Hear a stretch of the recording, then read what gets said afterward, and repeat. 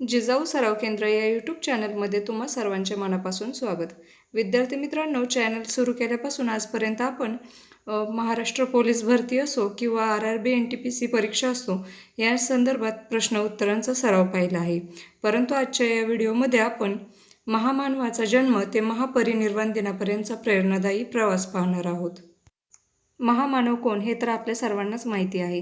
हा व्हिडिओ तुम्ही तुमच्या घरातील अशा मुलांना दाखवा लहान असो किंवा मोठे असो, परंतु ते शालेय जीवन जगत आहेत, कारण हा व्हिडिओ त्यांच्यासाठी प्रेरणादायी ठरणार आहे. तर व्हिडिओ संपूर्ण पहा. चला तर मग व्हिडिओला सुरुवात करूया. महामानवाचे संपूर्ण नाव तर तुम्हाला माहितीच आहे, डॉक्टर भीमराव रामजी आंबेडकर. यांचा जन्म 14 एप्रिल 1891 रोजी झाला होता.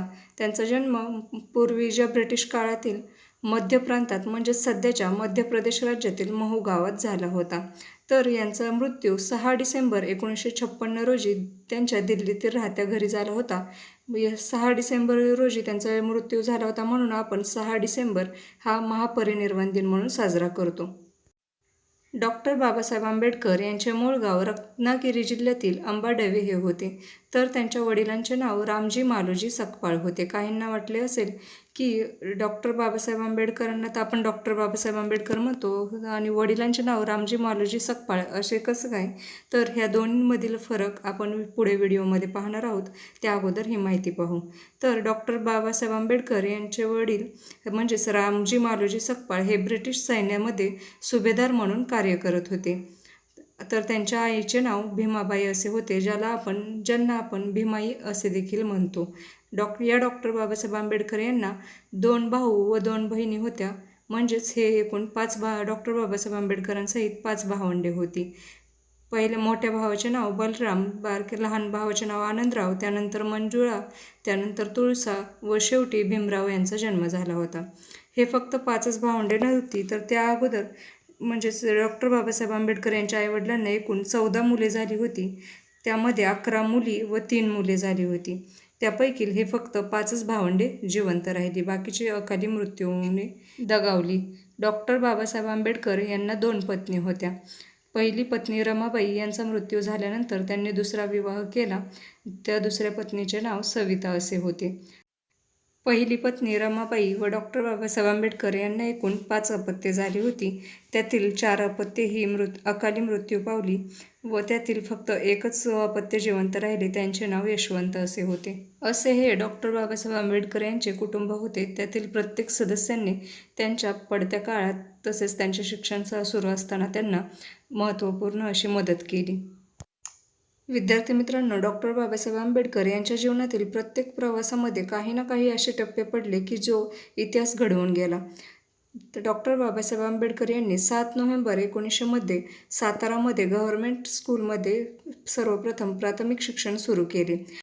पूर्वीच्या काळी समाजामध्ये मोठ्या प्रमाणावर जातीभेद होता. त्यावेळेस डॉक्टर बाबासाहेब आंबेडकर यांना शाळेमध्ये प्रवेश दिला जात नसे. त्यांना शिकण्यासाठी वर्गाबाहेर बसवले जात असे. तसेच नळाचे देखील पाणी वगैरे प्यायचे असेल तर जेव्हा शाळेचे शिपाई त्यांना नळ सुरू करून देत असत तेव्हाच त्यांना ते नळाचे पाणी पिऊ शकत होते.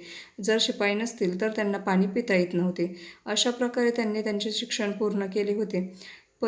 त्यांना त्यावेळेस शाळेमध्ये प्रवेश नव्हता, परंतु त्यांनी पुढे जाऊन असा इतिहास घडवला की ज्या दिवशी म्हणजे 7 नोव्हेंबर रोजी त्यांनी शाळेत प्रवेश केला होता तोच सध्या आता विद्यार्थी दिन म्हणून साजरा केला जातो. दलित समाजातील शिक्षणामध्ये प्रवेश मिळवणारे डॉक्टर बाबासाहेब आंबेडकर हे पहिले विद्यार्थी होते. तसेच त्यांनी प्राथमिक शिक्षण 1ली ते 4थी पर्यंत पूर्ण केले. दलित समाजातील मुलांनी 4थी पास करणे हे त्या समाजासाठी मोठी बाब होती. त्यामुळे त्या समाजाने त्यावेळेस खूप मोठा उत्सव साजरा केला होता. तसेच बाबासाहेब आंबेडकर यांच्या हुशारीवर दाद देऊन दादासाहेब केळुसकर यांनी त्यांना बौद्ध धर्मावर आधारित पुस्तक भेट दिली होती. तेव्हापासूनच त्यांना बौद्ध धर्माबद्दल माहिती मिळाली. त्यानंतर त्यांनी माध्यमिक शिक्षण एल्फिस्टन हायस्कूल येथून घेतले होते. 5वी ते 10वी पर्यंत ते माध्यमिक शिक्षण त्यांनी तेथे घेतले होते. तर त्यापुढे BA ही पदवी त्यांनी एल्फिस्टन कॉलेज मुंबई येथूनच प्राप्त केली होती. डॉक्टर बाबासाहेब आंबेडकर यांनी जेव्हा शाळेत प्रवेश केला तेव्हा त्यांना तुच्छ वागणूक देण्यात आली होती, परंतु त्यांच्या हुशारीच्या जोरावर त्यांनी काही शिक्षकांच्या मनात जागा निर्माण केली. डॉक्टर बाबासाहेब आंबेडकर यांचा शाळेत प्रवेश घेतेवेळी त्यांच्या वडिलांनी त्यांचे आडनाव त्यांच्या मूळ गावावरून आंबेडवेकर असे ठेवले होते, परंतु ते उच्चारण्यास जरा अवघड जात होते. म्हणून त्यांच्या शिक्षकांनी म्हणजेच कृष्णाजी आंबेडकर यांनी त्यांचे स्वतःचे आडनाव त्यांना दिले व डॉक्टर बाबासाहेबांना देखील ते आवडले, म्हणून तेव्हापासून त्यांना भीमराव रामजी आंबेडकर असे नाव त्यांचे इथून पुढे पडण्यात आले. भारतात BA ही पदवी प्राप्त केल्यानंतर डॉक्टर बाबासाहेब आंबेडकर यांनी कोलंबिया विद्यापीठात प्रवेश केला व तिथे त्यांनी MA व PhD ही पदवी प्राप्त केली.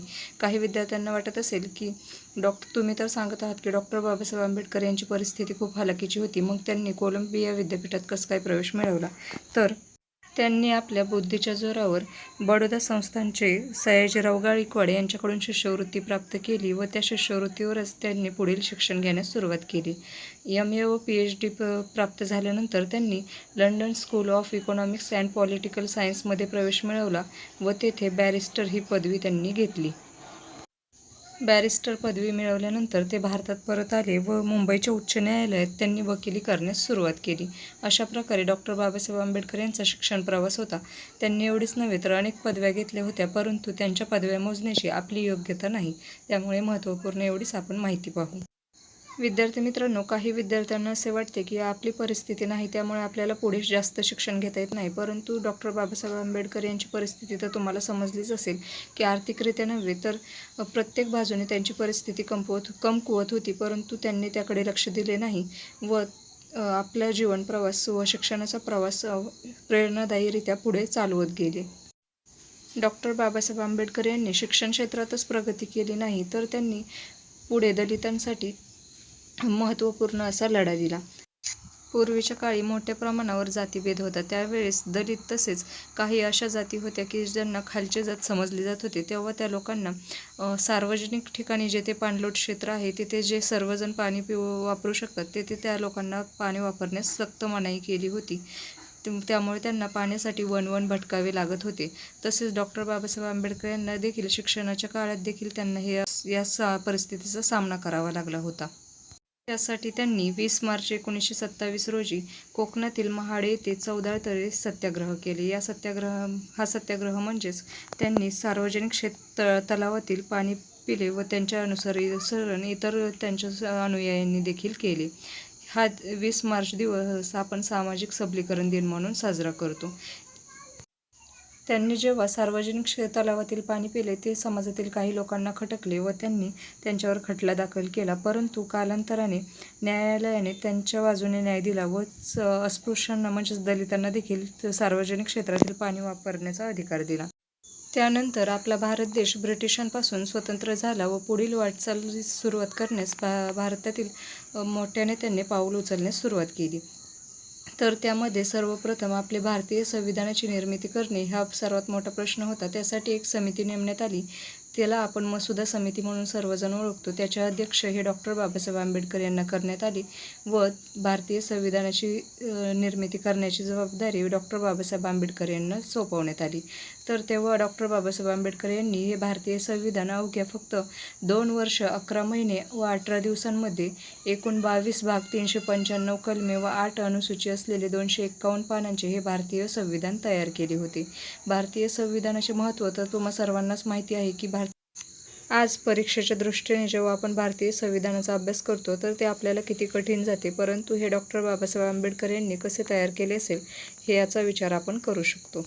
न्यायव्यवस्थेमध्ये छोट्यातल्या छोट्या खटल्यांचा तसेच मोठ्यातल्या मोठ्या खटल्यांचा न्यायनिवाडा करण्यासाठी या भारतीय संविधानाचा वापर केला जातो. तसेच प्रत्येक क्षेत्रामध्ये पाऊल उचलण्यासाठी देखील भारतीय संविधानाचा आधार घेतला जातो. त्याशिवाय भारताचे एक देखील पाऊल पुढे पडत नाही. अशा ह्या भारतीय संविधानाची निर्मिती डॉक्टर बाबासाहेब आंबेडकर या महामानवाने केली होती, म्हणून त्यांना भारतीय संविधानाचे जनक तसेच भारताचे शिल्पकार अशी वेगवेगळी नावे देण्यात आली. तसेच त्यांना भारतरत्न ही देखील पदवी प्राप्त आहे. पूर्वीच्या काळी दलितांना तसेच अस्पृश्यांना मंदिरात प्रवेश दिला जात नसे. तसेच त्यांना समाजात देखील काही ठराविक असा भाग दिला जात असे की त्याच्या क्षेत्राच्या बाहेर त्यांना पाऊल ठेवण्यास सक्त मनाई होती. अशा जातीय भेद असणाऱ्या समाजाच्या मंदिरात पाऊल ठेवण्यास डॉक्टर बाबासाहेब आंबेडकरांची इच्छा नव्हती, परंतु काही असे भाविक होते की ज्यांना मंदिरात प्रवेश हवा होता. त्यासाठी त्यांनी नाशिक जिल्ह्यातील काळाराम या मंदिरामध्ये 2 मार्च 1930 रोजी प्रवेश सत्याग्रह केला. त्यानंतर डॉक्टर बाबासाहेब आंबेडकर यांच्या जीवनातील सर्वात महत्त्वपूर्ण अशी घटना म्हणजेच त्यांनी 14 ऑक्टोबर 1956 रोजी नागपूर येथे बौद्ध धर्माचा स्वीकार केला. या 14 ऑक्टोबर या दिवसाला आपण धम्मचक्र प्रवर्तन दिन म्हणून साजरा करतो. वयस्कर भिक्खू महास्तवीर चंद्रमणी यांच्या हस्ते त्यांनी बौद्ध धर्माची दीक्षा घेतली. तसेच त्यांनी नागपूर या ठिकाणी ही दीक्षा घेतली, त्यामुळे त्याला दीक्षाभूमी असे देखील म्हटले जाते. परंतु ही दीक्षा घेतल्यानंतर काही महिन्यातच म्हणजेच 6 डिसेंबर 1956 रोजी डॉक्टर बाबासाहेब आंबेडकर यांचा दिल्ली येथे त्यांच्या राहत्या घरी झोपेतच मृत्यू झाला. या 6 डिसेंबर या दिनालाच आपण महापरिनिर्वाण दिन म्हणून साजरा करतो. महापरिनिर्वाण हे बौद्ध ग्रंथातील एक महत्त्वपूर्ण असा शब्द आहे. तोच डॉक्टर बाबासाहेब आंबेडकर यांच्या मृत्यूच्या दिवशी त्यांना देण्यात आला की डॉक्टर बाबासाहेब आंबेडकर यांना महापरिनिर्वाण प्राप्त झाला. मृत्यूपूर्वी 3 दिवस अगोदर डॉक्टर बाबासाहेब आंबेडकर यांनी त्यांचे बुद्ध अँड हिज धम्म हे पुस्तक या पुस्तकाचे लेखन पूर्ण केले होते. आत्ता ज्याप्रमाणे घरोघरी TV व प्रत्येक व्यक्तीनुसार मोबाईल आहेत, त्याप्रमाणे पूर्वी सुविधा नव्हती. त्यामुळे डॉक्टर बाबासाहेब आंबेडकर यांची मृत्यूची बातमी रेडिओद्वारे सर्वांना कळवण्यात आली होती. परंतु त्या बातमीने देखील अफाट असा जनसागर डॉक्टर बाबासाहेब आंबेडकर यांच्या शेवटच्या भेटीसाठी दिल्ली येथे रवाना झाला होता. परंतु लोकांची गर्दी पाहता डॉक्टर बाबासाहेब आंबेडकर यांचे पार्थिव मुंबई येथे हलवण्यात आले. तर या लोकांच्या गर्दीने संपूर्ण मुंबई ही जाम केली होती. तसेच मुंबईतील सर्व कामगारांनी देखील बंद पुकारला होता. अशा या महामानवाच्या भेटीसाठी फक्त रेडिओद्वारे दिल्या गेलेल्या माहितीवरूनच मुंबई येथे अफाट असा जनसागर लोटला होता. त्यावेळेस सर्वप्रथमच भारतीय जनतेने तसेच मुंबईतील जनतेने कोणाच्याच अंतिम संस्कारासाठी एवढी अफाट अशी गर्दी पाहिली होती. असा हा महामानवाचा जीवनदायी प्रवास हा संघर्षमय तर होता, तसेच तो प्रेरणादायी देखील होता. आजचा हा व्हिडिओ तुम्हाला कसा वाटला ते कमेंटद्वारे नक्की कळवा. तसेच व्हिडिओ आवडल्यास चॅनेलला लाईक, शेअर, कमेंट्स आणि सबस्क्राईब करायला विसरू नका. सोबतच बेल आयकन देखील प्रेस करा, म्हणजे जेव्हा केव्हा माझे व्हिडिओ येतील त्याचे नोटिफिकेशन तुम्हाला मिळून जाईल. धन्यवाद.